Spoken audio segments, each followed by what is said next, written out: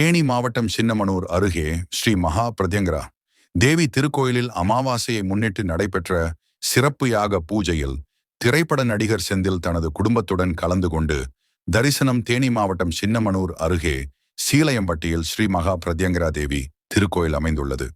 இந்த திருக்கோயிலில் இன்று 101வது அமாவாசையை முன்னிட்டு சிறப்பு யாக பூஜை நடைபெற்றது.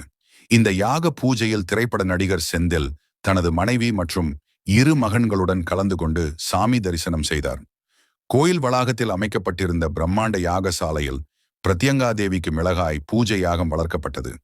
தொடர்ந்து பிரத்யங்கிரா தேவிக்கு கலச நீரை ஊற்றி அபிஷேகம் நடைபெற்று தீபாராதனை காட்டப்பட்டது.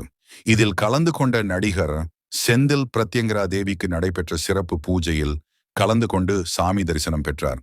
பின்னர் நடிகர் செந்திலுடன் பொதுமக்கள் மற்றும் சிறுவர்கள் புகைப்படம் எடுத்துக்கொண்டு மகிழ்ந்தனர்.